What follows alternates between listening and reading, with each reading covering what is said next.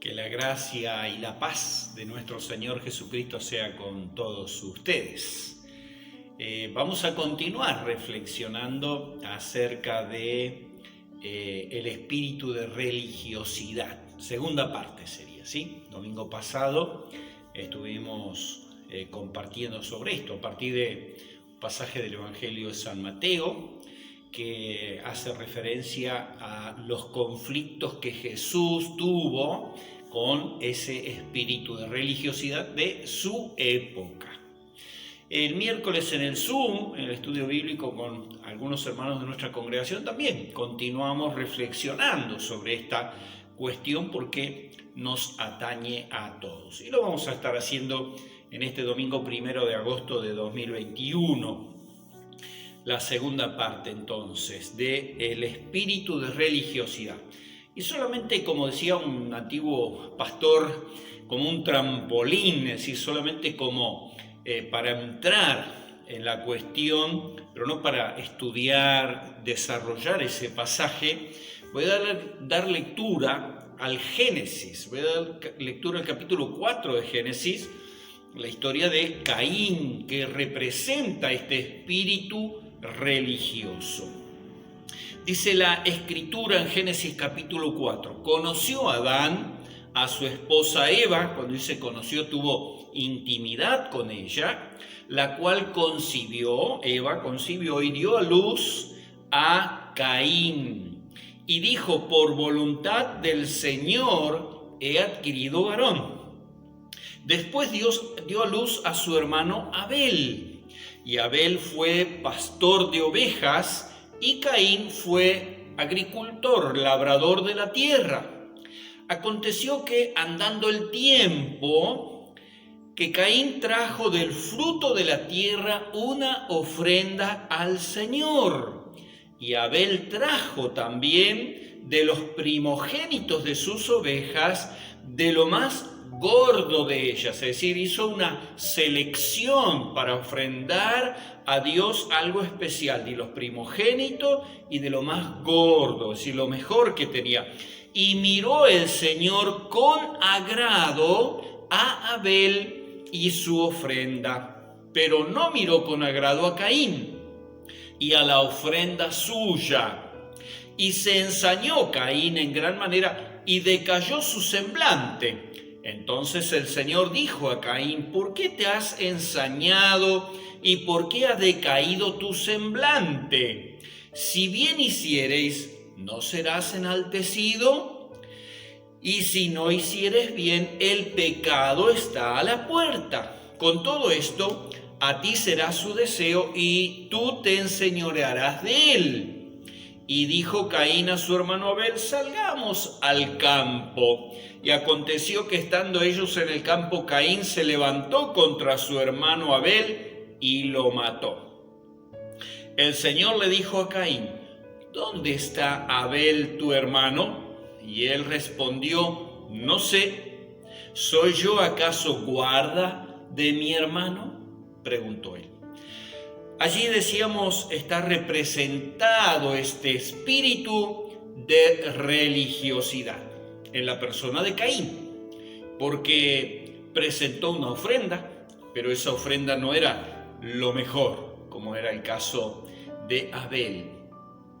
Lo hizo posiblemente con una actitud incorrecta, por eso dice que Dios no miró con agrado ni a Caín ni a su ofrenda, como sí hizo con Abel. Y todo esto finalmente reveló lo que había en el corazón de Caín, que era celos, envidia contra su hermano, hasta el punto de cometer homicidio. Y una vez cometido este homicidio, demostró también su indiferencia cuando Dios le preguntó por su hermano. Dijo, ¿acaso yo tengo que ser su guarda, su cuidador? ¿Tengo algo que ver con él? Bueno, esta historia, como dije, no era para desarrollarla, para escudriñar esta palabra que se podría ser interesante también, sin duda, pero solamente como un puntapié inicial para esta segunda parte del desarrollo del espíritu de religiosidad. y quiero compartir fundamentalmente algunas características que tiene este espíritu para que nosotros estemos alerta. Con este mismo criterio lo tratamos el domingo pasado en el video y también con aquellos que pudieron asistir en el culto presencial, y lo queremos seguir haciendo ahora. Este espíritu de religiosidad que acá está representado en Caín, que se ve en tiempo de Jesús de manera muy presente entre los religiosos de la época de Jesús, sus contemporáneos, particularmente fariseos, saduceos, escribas, aquellos que formaban parte del judaísmo de la época de Jesús. Y las características que quiero compartir son estas, algunas de ellas, ¿sí? No vamos a desarrollar todas, pero la persona religiosa es como que tiene un velo o una venda que no le permite comprender las Escrituras. Son conocedores de ellas, las leen o las escuchan, pero no alcanzan a captar el sentido, el significado, ni mucho menos aplican esas enseñanzas, como que su mente está embotada. Y particularmente para esto quiero leer solamente una pequeña porción en San Marcos, en el capítulo 12. Creo que es muy ilustrativo este relato, este pasaje en San Marcos capítulo 12, a partir del verso 24 hasta el 27. Jesús le decía precisamente a estas personas, ¿no erráis? Les preguntaba Jesús, por esto, porque ignoráis las Escrituras y el poder de Dios. Ellos conocían la letra, ¿no? Pero Jesús dice, ustedes no están entendiendo, hay como una venda sobre sus ojos, ¿no? No erráis porque ignoráis las Escrituras y el poder de Dios, porque cuando resuciten los muertos, ayer el conflicto con los saduceos por la resurrección de los muertos, ni se casarán ni se darán en casamiento, sino serán como los ángeles que están en los cielos. Pero respecto a que los muertos resucitan, ¿no habéis leído en el libro de Moisés que le habló Dios en la zarza diciendo, yo soy el Dios de Abraham, de Isaac y el Dios de Jacob? Manifestación de Dios a Moisés. Dios no es Dios de muertos, sino Dios de vivos. Así que vosotros mucho erráis, le plantea Jesús. Así que primer característica. Cuidado con esto. Si leemos, pero no entendemos o escuchamos y estamos ahí embotados, resistiendo lo que realmente Dios está revelando, esta gente no tenía revelación precisamente en la palabra de Dios porque tenían sus ojos vendados. Segunda característica, que un poco lo hemos tocado también el pasado domingo a partir del pasaje de San Mateo capítulo 15, es que el espíritu religioso exagera las formas externas de la religión. El apóstol Pablo le escribe a Timoteo de aquellos que tienen apariencia de piedad, ¿no? Porque se exagera lo externo. Cuando Jesús decía, ustedes lavan lo de afuera del vaso, pero no se preocupan de lo interno, ¿no? En su corazón ocultan intenciones y motivaciones y solamente le preocupa el qué dirán, ¿no? O el qué dirán los demás, la opinión de los demás, pero no se preocupan por la opinión de Dios que conoce nuestro corazón. Y sin leerlo, pero simplemente les comparto que en la historia de Saúl, el primer rey de Israel, hay un ejemplo de esto, ¿no? De exagerar la cuestión exterior, la apariencia. Cuando en 1 Samuel capítulo 15 el profeta Samuel le reprocha a Saúl cuestiones ahí muy puntuales que tenían que ver con la falta de obediencia a Dios, y Saúl insistió en esto, miren ustedes, ¿no? Insistió para que Samuel como profeta de Dios lo honrara delante de los ancianos de Israel, delante del pueblo, delante de la gente, lo honrara públicamente. A él no le importaba que Dios lo estaba molestando y que Dios estaba enviando un mensaje muy fuerte en contra de él y de las actitudes que había tenido. Lo que le importaban eran las apariencias. Pero hónrame delante de la gente, fue su petición. Bueno, un ejemplo. Tercer actitud o tercer característica de este espíritu de religiosidad tiene que ver con una actitud de orgullo personal. Ese orgullo personal de creerse superior, de creerse más, inclusive de lo que es, ¿no es cierto? Está perfectamente ilustrado en San Lucas, capítulo 18, con aquel fariseo de la parábola que cuenta Jesús cuando dice que hay dos hombres que van al templo a orar, y lo compartimos el miércoles en el audio, y allí el fariseo ora, dice, puesto en pie, ora consigo mismo, dice Jesús, ¿no?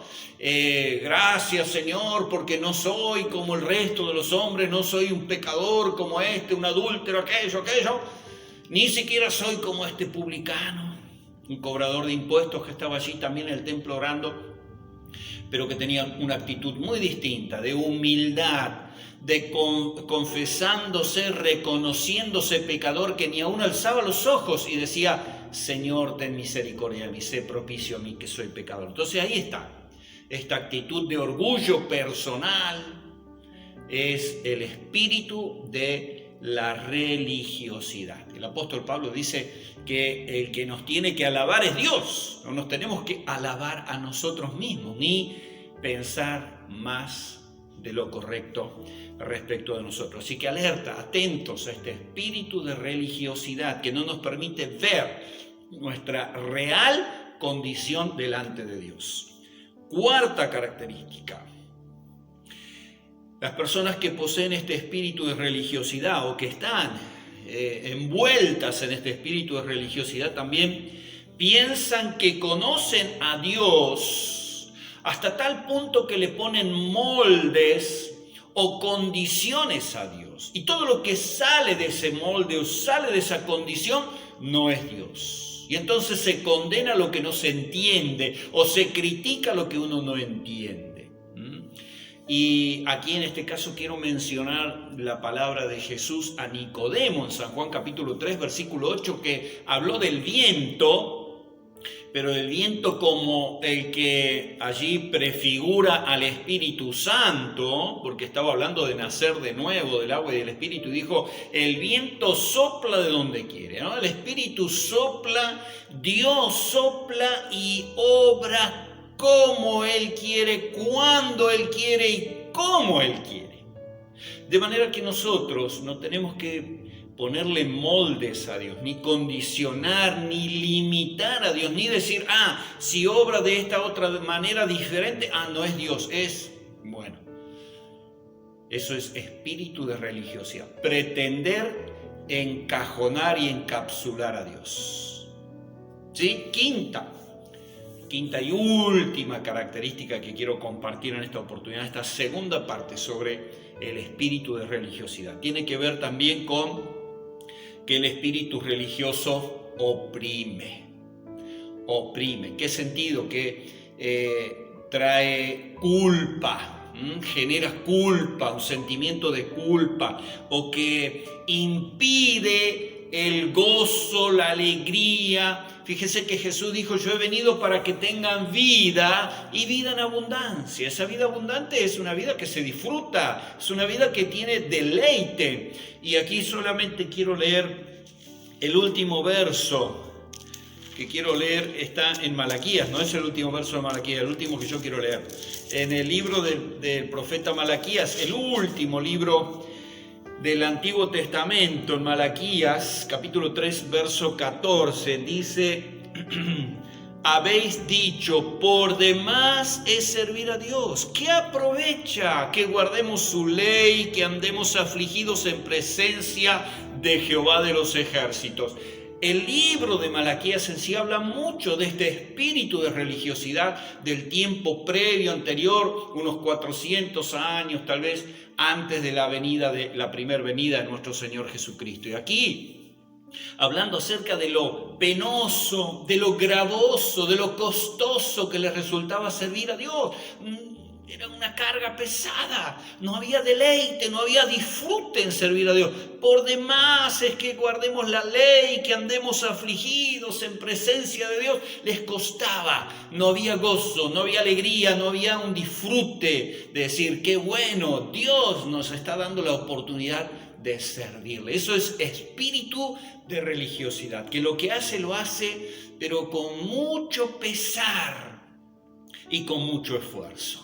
Mientras que, vuelvo a decir, Jesús habló de una vida abundante, de una vida victoriosa, de una vida que tiene sentido, que vale la pena, de una vida que tiene propósito, no de una vida mediocre, miserable, no de una vida penosa como la que se describe aquí en esta palabra. Así que cierro con esto. El Señor nos libre, amigo, amiga, hermano, hermana, que estás acompañándonos semana a semana con estos mensajes, con estas reflexiones. Dios nos libre, el Señor nos libre, el Espíritu Santo nos libre del espíritu de religiosidad.